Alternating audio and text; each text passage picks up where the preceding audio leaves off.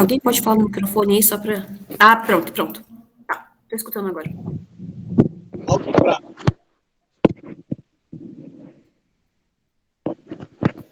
Então vamos lá. Em nome de Deus, o clemente misericordioso, que Deus faça com que essa aula seja proveitosa para essa vida e para outra.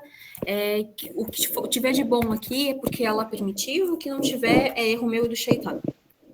Então, gente, a gente tinha visto na aula passada, na nossa aula de direitos humanos, sobre as regras a respeito daquilo que ela colocou para a gente como os limites estabelecidos por ele para seguir, para reger, para colocar uma barreira entre aquilo que é prejudicial e aquilo que é favorável ao ser humano. A gente viu que o Islã, ele tem duas regras. Uma delas é o Alcorão Sagrado, e Allah fala no Alcorão Sagrado que Allah não descuidou em nada sobre a revelação. Quando a gente vê o versículo, a gente pode interpretar, nós não podemos interpretar não, né? Mas assim, os sábios interpretam de várias maneiras.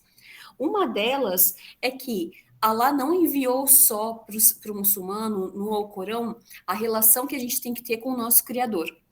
Allah não explica só como que o muçulmano deve rezar, quais são as obrigatoriedades, ou nas histórias dos profetas, quando a gente via que o povo que estava em volta deles era um povo desviado, e quando eles chegaram, os mensageiros chegaram com a mensagem, com a revelação, a gente não vê a revelação deles tratando somente da nossa relação com Allah, mas a gente vê que Allah estabeleceu na revelação para os seus mensageiros e consequentemente, na revelação para o profeta Muhammad sallallahu alaihi wasallam, um limite para tudo, e Allah não desconsiderou nada.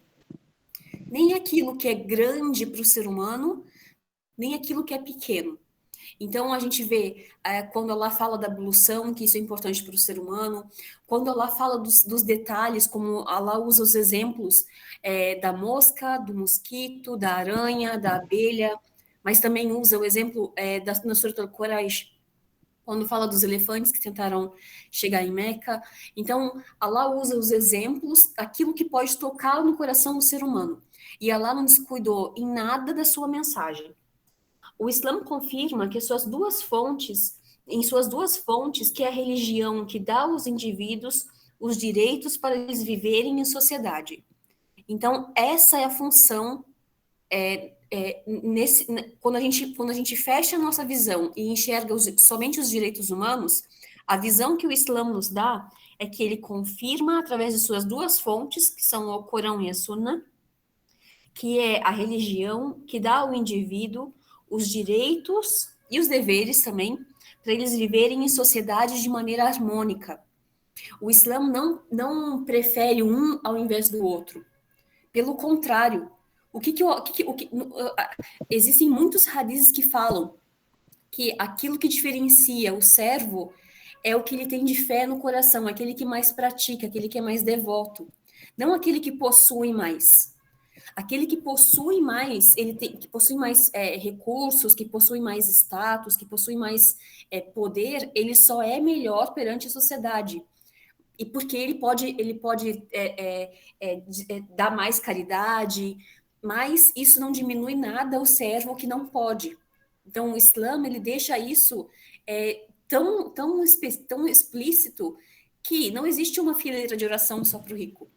Que a primeira fileira de oração é para aquela pessoa que se esforça mais. É para aquela pessoa que chega primeiro na mesquita.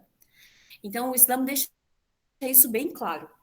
Mas, mesmo assim, mesmo com todos esses direitos que o Islã dá, isso há 1.400 anos atrás, a gente está falando de uma sociedade que era bárbara, né? Eles viviam na barbárie. Os homens enterravam as filhas, as pessoas viviam em conflitos entre elas, eles eram tribais.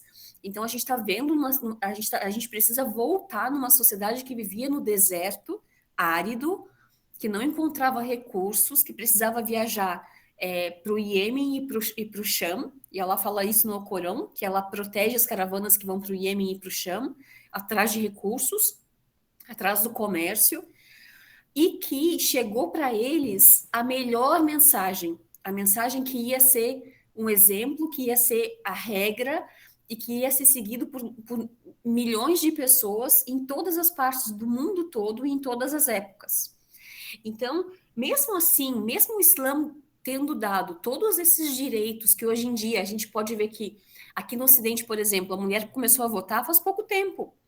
E o Islã dá esse direito, coloca a mulher em outro patamar.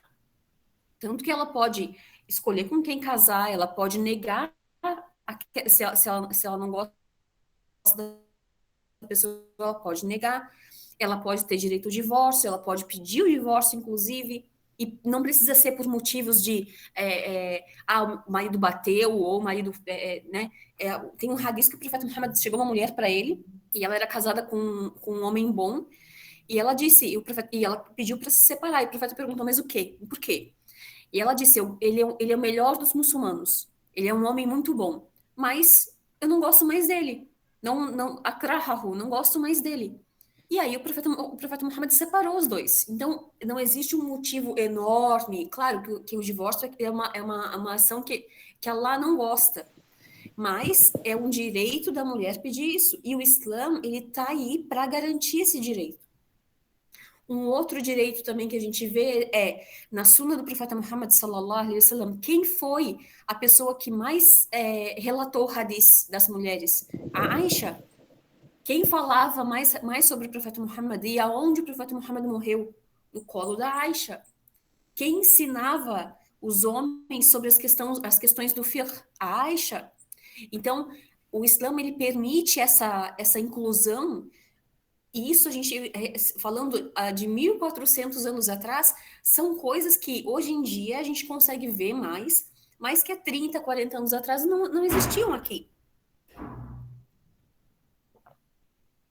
E mesmo assim, a gente vê as organizações de direitos humanos, muitas organizações que levam a bandeira de direitos humanos, atacando o Islã. Por quê? Porque o Islã, além de colocar limites para a sociedade, coloca deveres. A gente não tem. O Islã é uma religião tão central, tão centrada, que a gente vê direitos e deveres. Que a gente tem que jejuar, mas a gente tem que quebrar o jejum. A gente não pode jejuar para sempre. A gente não pode jejuar todos os dias do ano. A gente reza, mas a gente também para um momento para trabalhar. A gente é tudo na medida do centro, é tudo na medida da balança, de equilibrar. Então, o Islã também fala disso. Existem os direitos e existem os deveres. Hoje em dia, na nossa sociedade, a gente vê só o quê? Às vezes só os deveres. Em algumas sociedades, só os deveres. Em outras sociedades, só os direitos. Mas isso não é o que prega o Islã. O Islã prega sempre o quê? A medida, a balança, colocar as coisas em equilíbrio.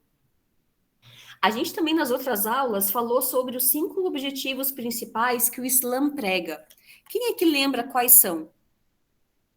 Se eu não me engano, foi na aula 3.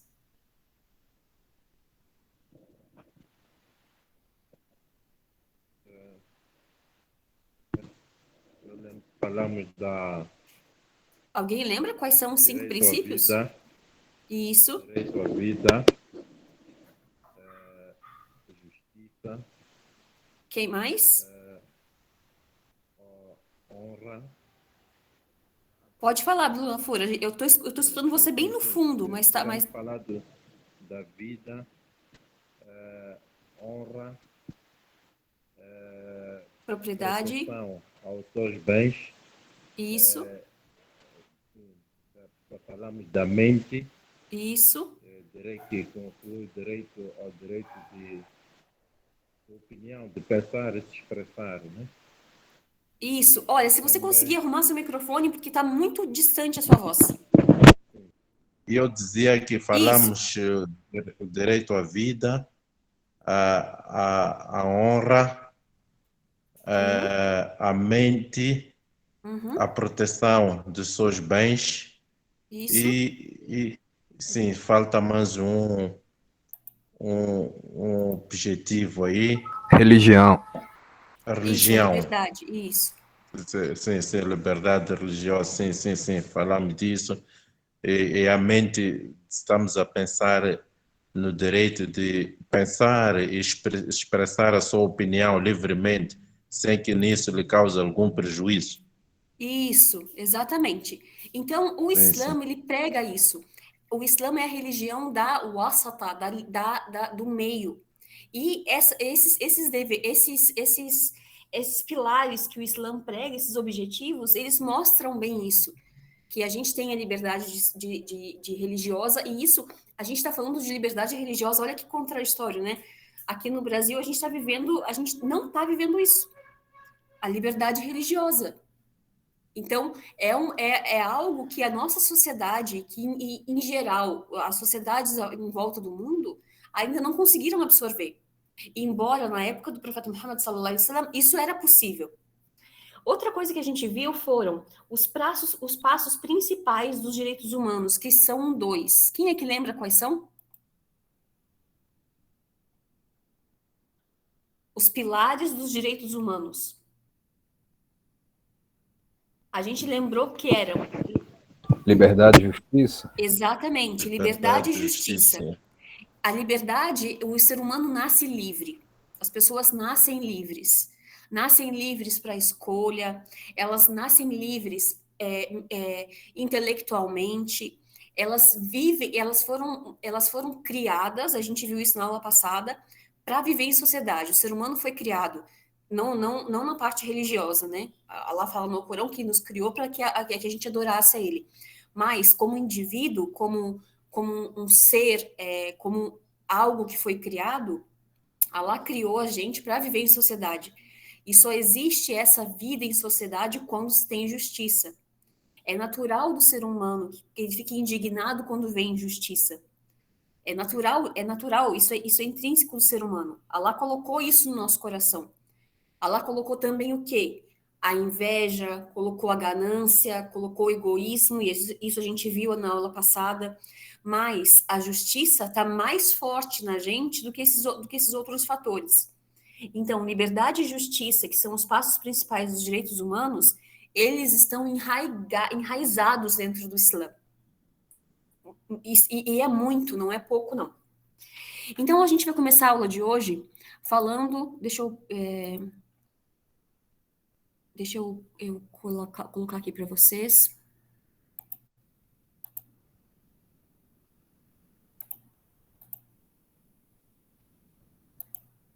Deixa eu ver se eu acho aqui.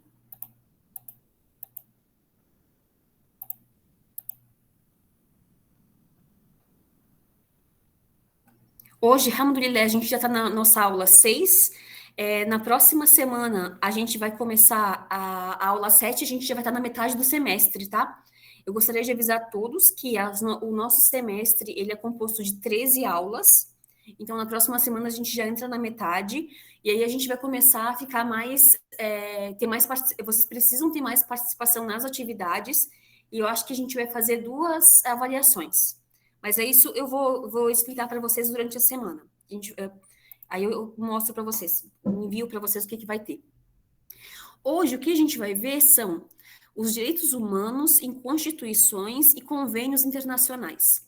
Mas o que será que isso tem a ver com a parte religiosa que a gente fala? O que eu sempre busco para mostrar para vocês é que o Islã, ele é o primordial, o Islã é a base dos direitos humanos, que as constituições hoje são baseadas, que os acordos, o Islã veio antes disso e demonstrou isso de maneira muito específica, demonstrou isso de maneira muito forte, tanto no Corão quanto na Suna, e também no relacionamento dos sahabas, de como eles viviam, como eles se relacionavam, como eles administravam as relações, e depois, principalmente quando tiveram os califas.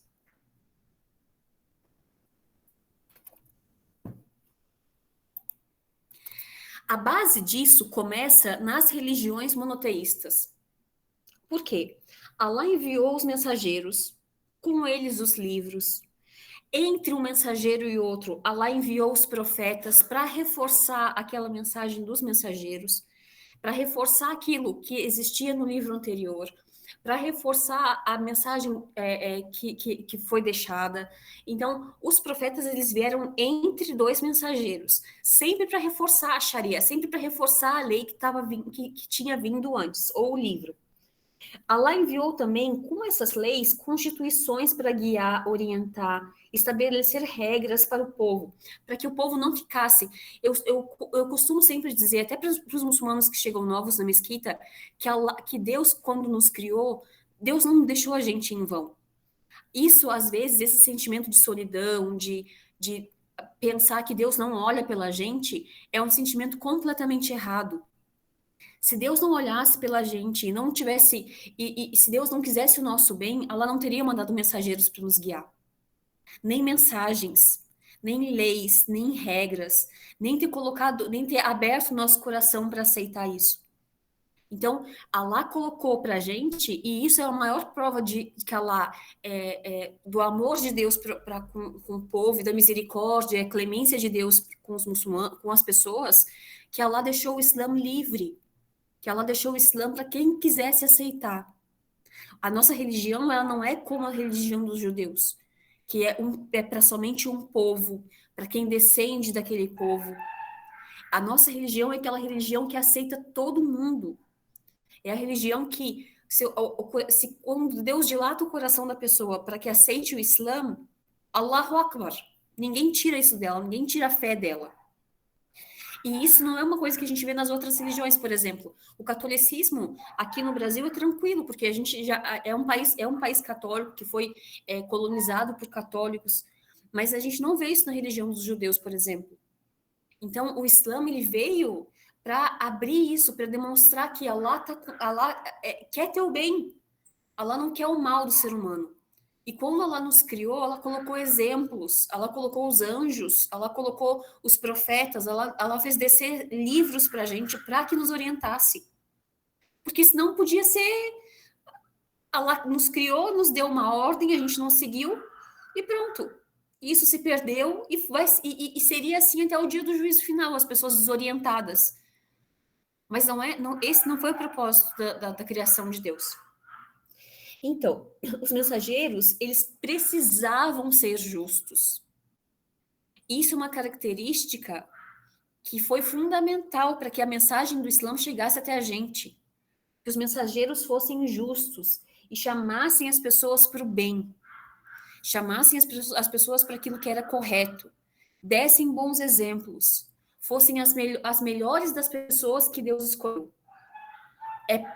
Isso é uma característica de todos os mensageiros que vieram, que eles eram bons, que eles eram reconhecidos pelos povos deles, que eles tinham qualidades antes da revelação. Isso é uma característica intrínseca dos mensageiros. Como que o povo ia receber uma mensagem de um fásico, de uma pessoa que era ruim, de uma pessoa depravada? Primeiro porque Deus não ia escolher uma pessoa dessa para levar uma mensagem. Mas uma pessoa que fosse comum ia conseguir levar essa mensagem? Não ia.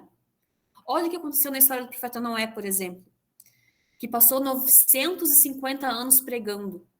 E quando ele se viu, quem é que estava em volta dele? Poucas pessoas, entre elas os pobres, os necessitados, os doentes. Não tinha nenhum rico que tinha aceitado, ou influente que tinha aceitado a mensagem do profeta Noé. E mesmo assim, ela salvou eles, colocou um castigo e salvou eles. Então, os profetas, eles eram justos, eles tinham essas características para que o povo aceitasse eles. Na Surata 11, e esse é o exercício que eu vou deixar para vocês, a gente vê bastante isso, desses exemplos de justiça. Então, não é para vocês lerem a Surata agora, depois que acabar a aula, eu gostaria que esse fosse a lição de casa, a leitura da Surata 11, que fala como a liberdade, a justiça e como obter ela para ter êxito nessa vida e na outra. Por quê? Allah deixa a gente livre. Allah fez o ser humano livre. Alguns sábios dizem que a gente não é livre de escolha, porque Allah estabeleceu o Islã para a gente como religião. A gente não é livre para escolher. Eu quero ser muçulmano, mas hoje eu quero, amanhã eu não quero. Não, ela não deu esse tipo de escolha para a gente a partir do momento que ela fala, que estabeleceu, que escolheu e que tem o Islã como religião. A gente não é livre dessa forma. Nós, como muçulmanos, a gente não pode dizer, mas aquela pessoa, uma pessoa chega na mesquita, por exemplo, e quer se converter, mas está em dúvida. E a pessoa não se esforça para chamar ela para a religião. Não se esforça em apresentar o Islã para ela. E aí a pessoa acaba indo embora, não se converte, e o outro chega e fala, mas a pessoa é livre para escolher. Não, a pessoa não é livre para escolher a partir do momento em que ela chegou e ela conheceu o Islã e ela estabeleceu para a gente o Islã como religião. Mas nessa surata também fala muito de justiça e que esse limite de liberdade e justiça leva o ser humano para outro patamar, que é ter êxito nessa vida e na outra. A pessoa não tem como ter êxito na próxima vida se ela não tem êxito nessa vida. E vice-versa. Ela não vai ter êxito na vida futura, no paraíso, se ela não tiver êxito nessa vida. O êxito que eu falo não é o êxito capitalista, não é o êxito social que a gente vê hoje. É a pessoa ter êxito de conseguir praticar a sua religião, de conseguir levar a vida com tranquilidade, de se tá firme com Allah e ter esperança e ter devoção e saber que nos piores momentos sempre quem vai estar junto com ela é o Criador, esse tipo de êxito. Então, as religiões monoteístas, elas trouxeram, em cada uma em sua mensagem, com o profeta Jesus, que a paz seja com ele, com o profeta Moisés também, e finalmente com o profeta Muhammad sallallahu alaihi wasallam. O Islã é um sistema integral para proteger os direitos humanos. E o que isso fala? Que o Islã ele veio para colocar os limites e, como eu falei para vocês, para estabelecer essa lei de, isso pode, isso não pode, de direitos e deveres. Como eu falo de novo, o Islã é a religião do centro, é a religião não do mínimo nem do máximo. Não é a religião dos 8 ou dos 80, mas, atenção, falando sobre direitos humanos. O Islã é a religião do 8 e 80 quando fala da prática. A gente está falando aqui da aula de direitos humanos. Então, quando eu falo para vocês, o Islã é a religião do meio, não quer dizer que pode ser relaxado nas práticas. Quando a gente fala de prática, ou é 8 ou é 80. Ou a pessoa reza ou não reza. Ou a pessoa jejua ou não jejua. Então, nessas leis, nessas regras estabelecidas por Deus, a gente não se discute. Qual é a estrutura islâmica de direitos humanos? A primeira parte é a unidade da humanidade. O que isso quer dizer? Que todos os seres humanos, e nisso não tem nenhuma dúvida, a não ser os ateus e os desviados, de que nós descendemos de Adão. Adão foi criado do barro e Allah colocou ele, teve toda a história do profeta Adão, e nós descendemos dele e da esposa dele, Eva. E nesse contexto, todos os seres humanos são irmãos. Mas somente nesse contexto. Nós não somos irmãos dos cristãos, nem somos irmãos dos judeus quando a gente fala de crença. Mas, se tratando de humanidade, a gente sabe que todas as pessoas descenderam de Adão e Eva. Depois, quando a gente fala da unidade de crença, a gente está falando que todos os mensageiros foram enviados com a mesma mensagem. E qual é essa mensagem? Adorem Allah, façam o bem e sejam justos. Allah enviou os mensageiros com uma mensagem para nós que ela se concentra nisso. Adorem a Allah. Como? Aí a gente vai ter 114 suratas para explicar no Corão como que a gente tem que adorar a Allah. Façam o bem. E isso também a gente vê em quase todas as suratas. Façam o bem. Até nas suratas mais pequenas. Aquele que fizer o bem com o peso de um átomo, vai ver. Aquele que fizer o mal, nem que seja com o peso de um átomo, vai ver. Na Sunna, a pessoa que der uma tâmara em caridade, ela vai ver. Que der a menor, que der aquilo que ela, se a pessoa tiver a intenção de dar e ela não tem o que dar, ela também vai ser calculada como se ela tivesse dado. Então, façam o bem. Não façam o mal. Façam o bem, nem que seja pouco. Nem que seja... O profeta Muhammad, quando ele fala a esse respeito, ele está falando sobre as adorações. que Allah gosta. Ai, gente, o que aconteceu aqui? Tá tudo preto, agora deu. Que Allah gosta das ações contínuas, nem que elas sejam poucas. Então, a gente tem que fazer o bem. A gente tem que fazer nem que seja pouco. Faz pouco por dia. Faz nem que seja algo pequeno. Mas a gente vai ver que vai somando um pouquinho a cada dia. E depois, a teoria da sucessão é por que nós fomos criados. Por quê? A gente foi criado para quê? Para adorar Allah e para constituir a sociedade e para levar essa vida que é um teste até o dia em que Allah quiser, até o dia em que Allah quer a morte é melhor para o ser humano. E depois vai ser ressuscitado, e depois vai ser julgado, e depois vai ter só a morada eterna, e que Allah nos faça a nossa morada eterna no paraíso, pela misericórdia dele, e a Rob, amém.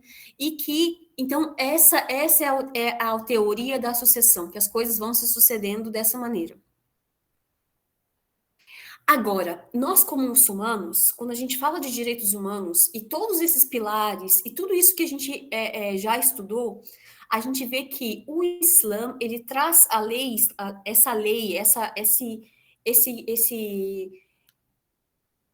essa diferença com as outras religiões de maneira concreta, da melhor maneira que poderia ser no sermão de despedida. Allahu Akbar, que o sermão de despedida, se as pessoas hoje em dia pegassem, né, se fosse apresentado para elas o sermão da despedida, sem que se falasse que era um profeta, que depois que ele veio com uma religião, e que ela é o Islã, eu tenho certeza que qualquer pessoa que lesse, ela ia achar que o sermão da despedida é atual, e que ele devia ser estudado, e que devia ser posto em prática.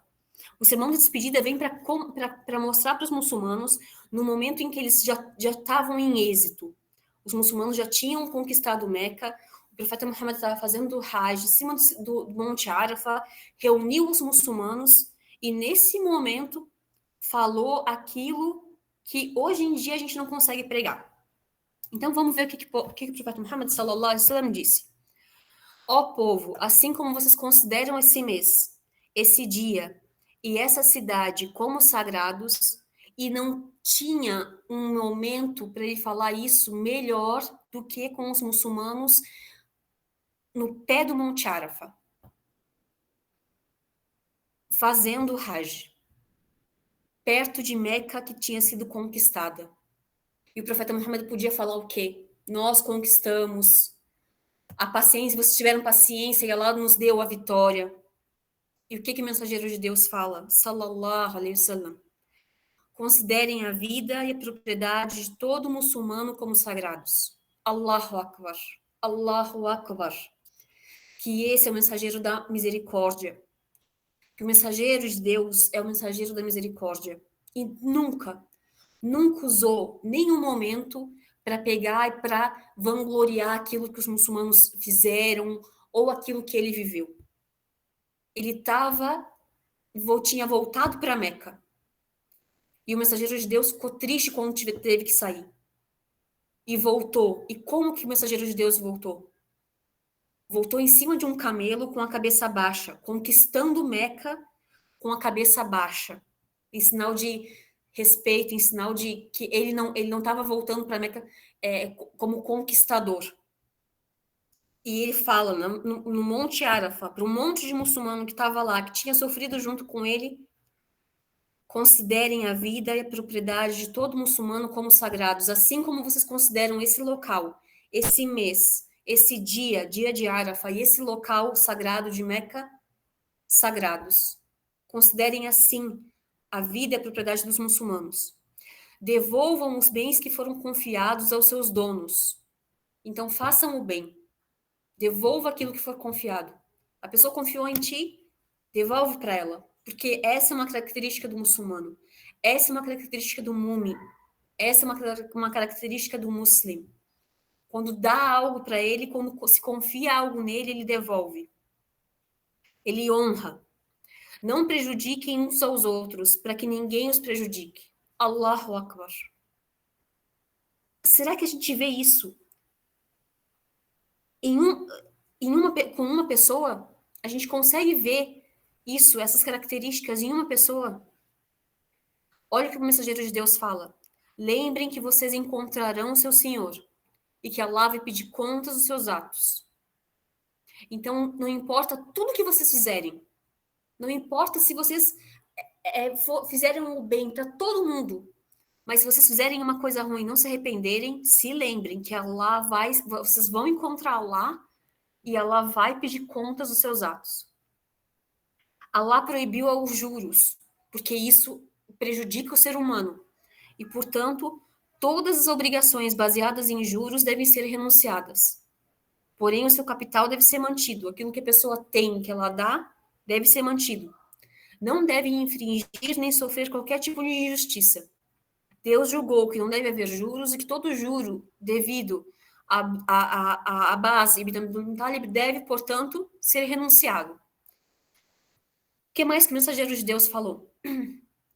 Ó povo, é verdade que tem certos direitos em relação às mulheres, mas elas também têm direitos sobre vocês.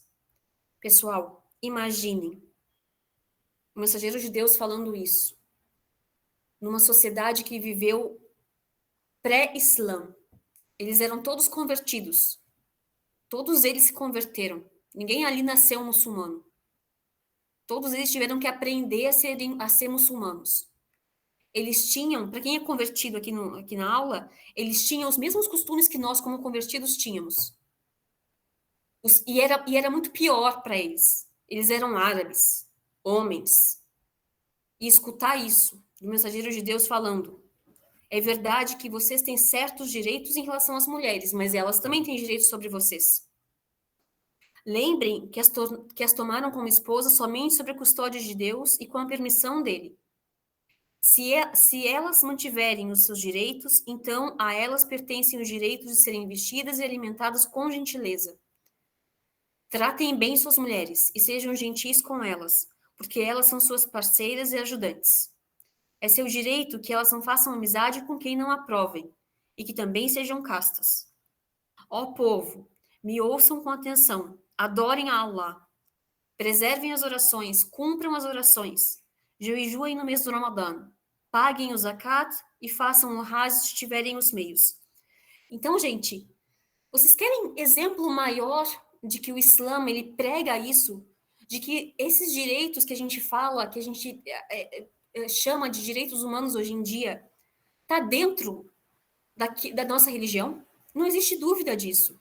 O Islã veio para levantar, para sacudir isso, para mostrar que o homem tem direito, tem direitos e deveres, tem direitos e deveres como pessoa perante Deus, direitos e deveres como ser humano perante a sociedade, direitos e deveres como vizinho, como marido, como comerciante. O Islã veio para afirmar isso. Agora, a gente vai falar sobre os direitos que são constituídos. Antes disso, se quisermos saber o valor do Islã, a gente deve saber como que eram os companheiros dos mensageiros de Deus antes e depois do Islã.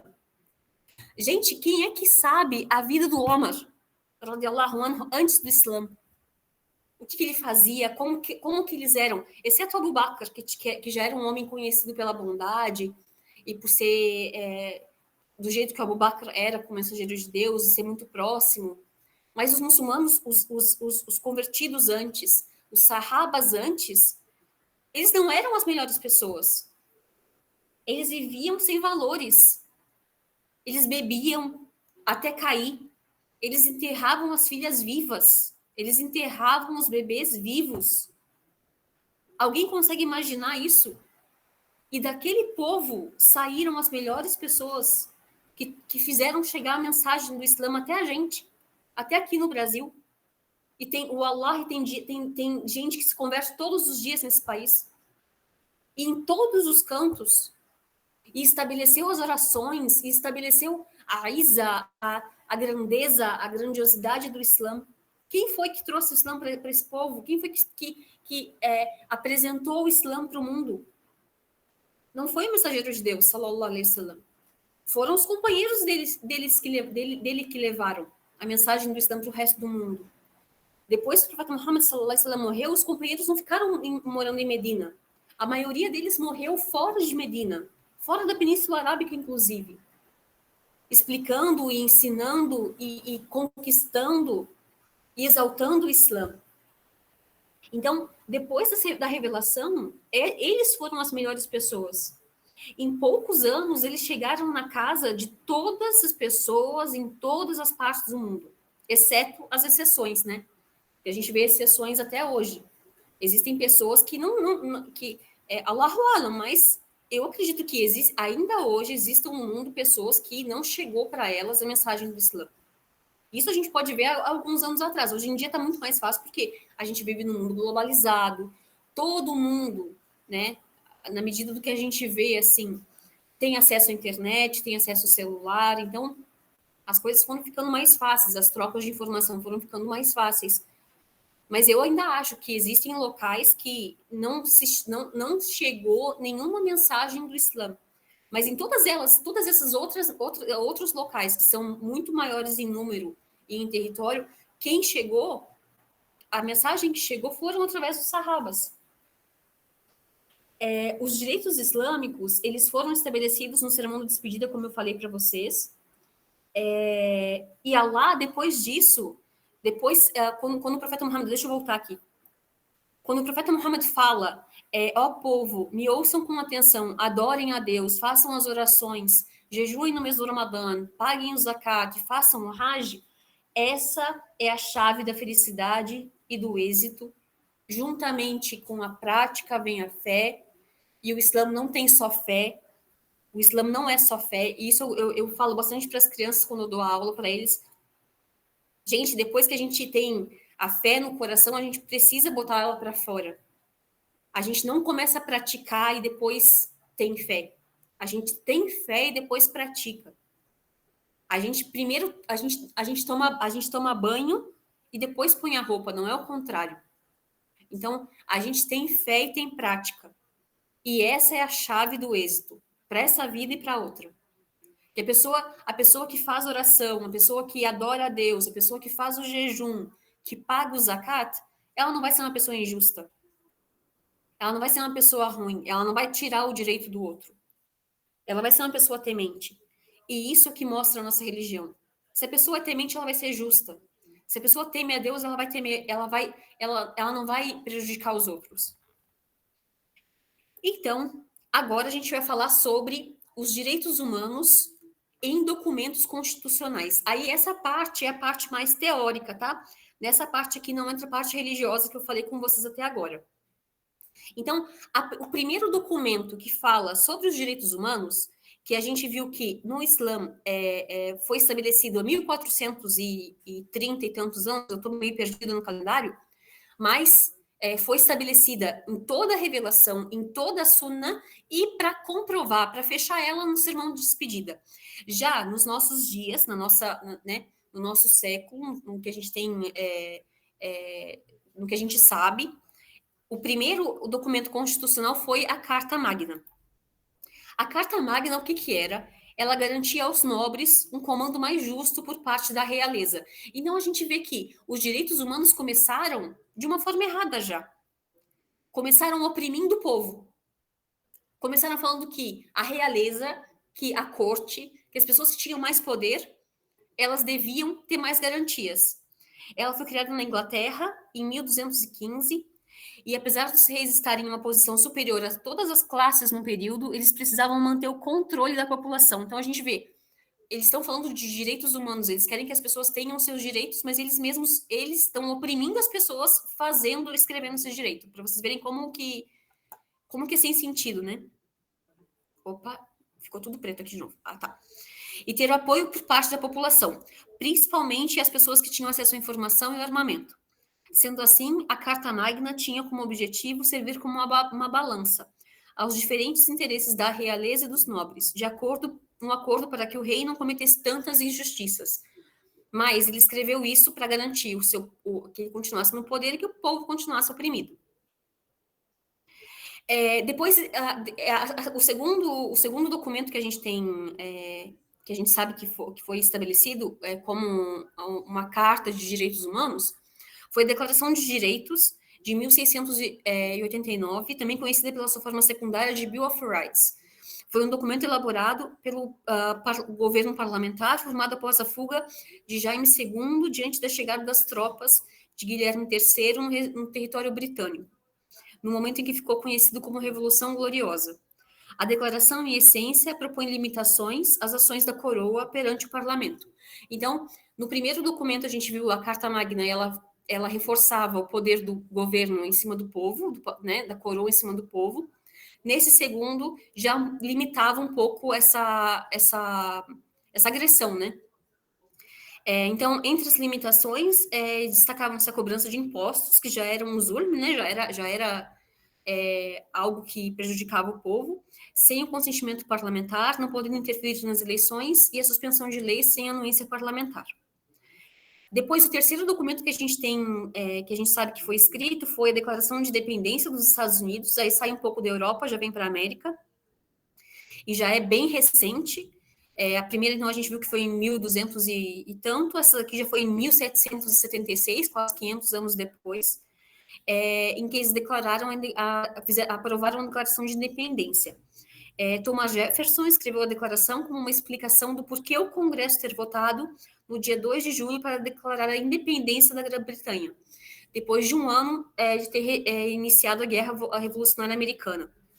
E como anunciando que as 13 colônias não faziam mais parte do Império Britânico. O Congresso, então, publicou a Declaração de Independência de várias formas.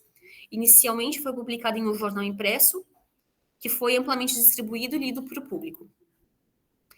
Filosoficamente, essa declaração enfatiza dois temas, os direitos individuais e o direito da revolução. Essas ideias foram apoiadas pelos americanos e também foram influenciadas pela Revolução Francesa. Nesse texto, tem aquela frase famosa que a gente vê bastante por aí, que é: todos os homens nasceram livres, todos os homens nascem livres. Então, essa frase ela foi colocada nesse documento. Depois, em 1789, tem a Declaração dos Direitos do Homem e do Cidadão, que aí já estão tirando já o peso de cima da coroa, né, e dos governantes, e já estão colocando já, ficando mais exposto ao direito humano, né, e recebe esse nome porque é um documento elaborado durante a Revolução Francesa, que iria refletir, a partir de sua divulgação, um ideal de âmbito universal, ou seja, o de liberdade, igualdade e fraternidade humanas, acima do interesse de qualquer particular.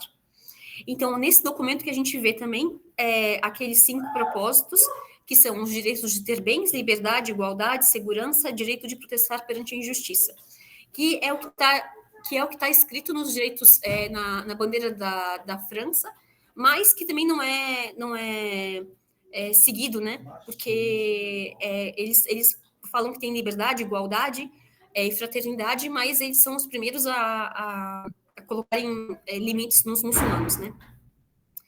Depois, a gente tem, já em 1950, quase 1950, os documentos internacionais de direitos humanos, que é a Declaração Universal dos Direitos Humanos, e o Pacto Internacional de Direitos Civis e Políticos.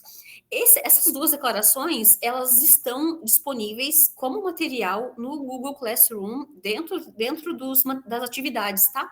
Eu já disponibilizei na primeira aula esses dois tratados, esses dois documentos. Depois a gente tem, em 1950, mas só começou a entrar em vigor em 1953, o Convênio Europeu para a Proteção dos Direitos Humanos e das Liberdades Fundamentais. Depois, por último, né, lá no final já, lá no final do milênio, quase, a gente tem o Convênio Regional dos Direitos Humanos pela Liga Árabe, e eles estão lá no fim, né, infelizmente. Depois a gente tem a Declaração Global de Direitos Humanos no Islã pelo Conselho Islâmico Internacional, e foram feitas somente 2 declarações, e seria ótimo e já em tempo de se fazerem uma terceira. A primeira declaração foi em 1980, a segunda declaração em 1981, e essa declaração ela foi baseada no consenso dos sábios e baseada no Corão e na Suna, então não tem nada de inovação ou de caráter assim social ou cultural nessa Declaração de Direitos Humanos do Islã. E essa foi a nossa aula de hoje. Então, o que eu queria reforçar para vocês aqui, na primeira parte, que o Islã veio como uma base, colocando todos os limites, os deveres, e a gente vendo que o Islã reforça essa parte de direitos humanos mais do que qualquer outra religião, e isso há 1400 anos atrás. E, em contrapartida, a gente vê que a sociedade só começou a se movimentar e se manifestar sobre o direito que o ser humano tem a partir do ano de 1200, quando foi estabelecido algo em que o governo, a coroa, os governantes, né, queriam oprimir um pouco mais o povo, não sabiam como, então eles estabeleceram alguns direitos, mas poucos direitos para o povo, muito mais direitos para eles. E até que foi... depois dessa Declaração Global de Direitos Humanos, eu acho que eu acabei esquecendo, que foi a Declaração Universal da ONU, que é a última, e então toda a sociedade ela conseguiu se movimentar só a partir de há 800 anos atrás, e isso é pouquíssimo, né, já que a gente vê que o Islã já está há 1400 anos atrás, dando os direitos totais ao ser humano, estabelecidos por Deus, pelo seu mensageiro. E então essa é a nossa aula de hoje, gente. Espero que vocês tenham tido algum benefício. E ficou de lição de casa, eu vou colocar lá no Classroom a leitura da Surata 11, tá? Eu vou pedir para vocês algumas atividades relacionadas a essa sura, mas eu vou disponibilizar amanhã, não vou deixar para vocês hoje, tá? Esse PDF já vou baixar lá, inshallah, e aí já fica disponível para vocês. Então, se teve alguma coisa de bom nessa aula, foi de Allah, e o que teve de erro é de mim e do Shaitan. Assalamu alaikum wa rahmatullahi wa barakatuh. Alaikum salam wa rahmatullahi wa barakatuh.